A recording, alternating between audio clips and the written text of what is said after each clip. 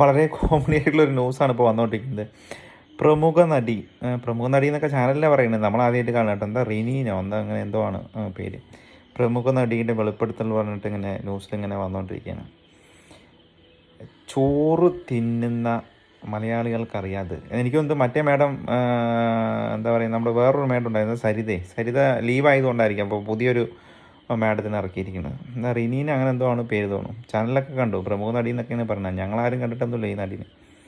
കുറച്ച് ആരോപണങ്ങളായിട്ട് ഇങ്ങനെ വന്നിട്ടുണ്ട്. ഏതോ 3.5 കൊല്ലം മുമ്പോ 4 കൊല്ലം മുമ്പൊക്കെ എന്തോ സംഭവിച്ചു എന്നൊക്കെ പറഞ്ഞിട്ടാണ് വന്നിരിക്കുന്നത്. യുവ നേതാവിനെതിരെയാണെന്ന് പറഞ്ഞിട്ടാണ് വന്നിരിക്കുന്നത്. ഞങ്ങളൊക്കെ ചോറ തിന്ന് മലയാളികളാണ്. സരിതയ്ക്ക് റെസ്റ്റ് കൊടുത്തിട്ട് എന്താ പറയുക, സരിത 2.0 ലോഡിങ് അങ്ങനെ വേണം ഇതിനെ കാണാൻ, അല്ലാണ്ട് വേറെ ഒന്നും ഇത് പറയാനില്ല. എലക്ഷൻ ആകുമ്പോൾ CPM പോലുള്ള എന്താ പറയുക, CPM പോലുള്ളതല്ല, CPM തന്നെ ഇറക്കുന്ന, എനിക്കൊന്ന് അവരുടെ ഫോട്ടോ ചില മന്ത്രിമാരുടെ കൂടെയൊക്കെ കണ്ടു.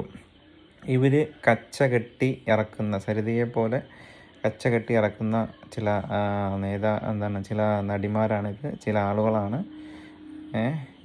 അത് ശരിക്കും പറയുകയാണെങ്കിൽ സരിത 2.0 എന്ന് വേണമെങ്കിൽ പറയാം. സരിത 2 ലോഡിങ് ആണ്.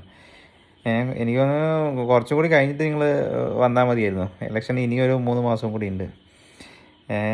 അപ്പോൾ കുറച്ചുകൂടി വാർത്തയിൽ പ്രാധാന്യം കിട്ടും. എന്തായാലും ഇത് മലയാളികൾക്ക് എല്ലാവർക്കും ഇതറിയാം. ഇത് ഇലക്ഷന് വേണ്ടിയിട്ട് ഇറക്കിയ സരിത 2.0 മാത്രമാണ്. CPM പോലുള്ള പാർട്ടികൾ ഇങ്ങനത്തെ എന്താ പറയുക, കൂടുതൽ ഇനി വാക്കുകളില്ല, ആ രീതിയിലേക്ക് ഇനിയും ഇറങ്ങിപ്പോകരുത് എന്ന് മാത്രമേ പറയാനുള്ളൂ. ഇങ്ങനത്തെ ഓരോ കെട്ടി ഓരോ ആൾക്കാരിനെ ഇറക്കിപ്പിച്ചിട്ട് ഇലക്ഷനിൽ വിജയം നേടാൻ വേണ്ടിയിട്ട് മാത്രം ചെയ്യുന്ന ഒരു തനി പരിപാടിയായിട്ടാണ് ഇപ്പോൾ ഈ യുവനടിയുടെ വെളിപ്പെടുത്തൽ വന്നിരിക്കുന്നത്.